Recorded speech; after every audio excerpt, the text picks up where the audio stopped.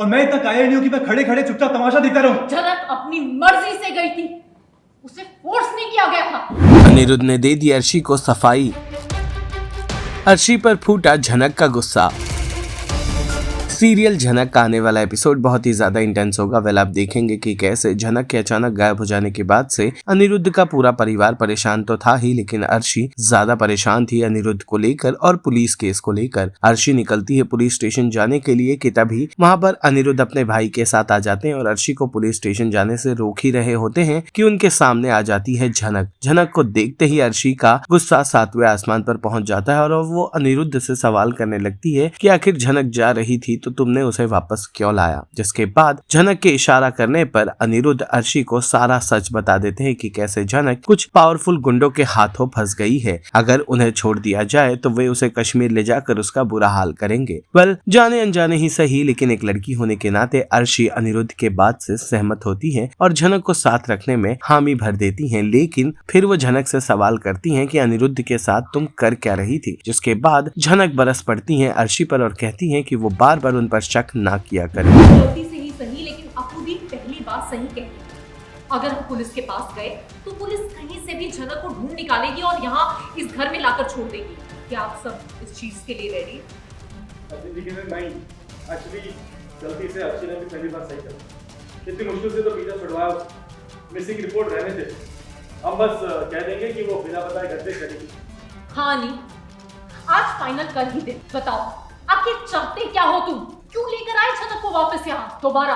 छोटू ने झनक को बस स्टॉप पर देखा इस बैग के साथ। ये होटल जा रही थी अपने गांव वालों से मिलने। फिर छोटू ने मुझे फोन किया और सब कुछ बता दिया। मैं जानता था कि झनक यहाँ नहीं रहना चाहती है, इसीलिए मेरे लिए ये समझना इतना मुश्किल नहीं था कि ये बस स्टॉप पे क्या कर रही थी। बाबा, ये सारी चाल तेजस की थी। वो झनक को कश्मीर वापस ले जाना चाहता था और मुझे अच्छे से पता है कि वो वहां ऐसा क्या हाल करता। इसीलिए मैंने झनक को रोका और यही है पूरी कहानी। झनक मैरिड है नहीं, उसका पति है फिक्र करने के लिए। तुम उसके लिए इतनी तकलीफ क्यों उठा रहे हो? हाँ अर्शी, तुम्हें लगता है कि तेजस झनक को उसके पति के पास रहने देगा? अरे वो इसका इस्तेमाल करके अपना बदला पूरा करके इसे मार डालेगा। और तुम ऐसी सफाई से ये कैसे कह सकते हो? नहीं, तुम्हें ये सब कुछ कैसे पता? हाँ 2 दिन में तुमने सारी इंफॉर्मेशन निकाल दी। ये तक जान गए कि तेजस के मन में क्या चल रहा है। हाँ, क्योंकि मैं तेजस को जानता हूँ उसकी फितरत कैसी है। वरना मैं इसे कश्मीर से भगा के यहाँ अपने घर क्यों लेके आता? अगर पुलिस वहां पे नहीं होते तो तेजस चुपचाप नहीं रहता।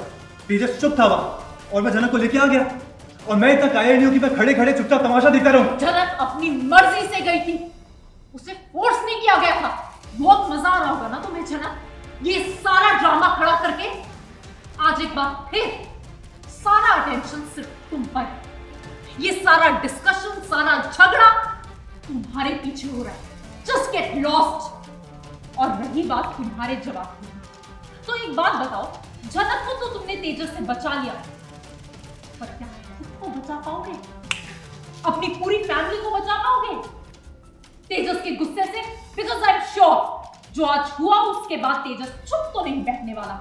उसके गुस्से के लिए रेडी हो उससे लड़ने के लिए। हाँ, इतने बड़े आदमी से तुमने दुश्मनी मोल लिए, एक बार भी नहीं सोचा अपनी फैमिली के बारे में, मेरे बारे में? और हाँ, मैं मानता हूं तेजस पावरफुल है, बहुत पावरफुल। देखिए, अगर आप सबको लगता है कि मैंने गलत किया है, I'm really sorry।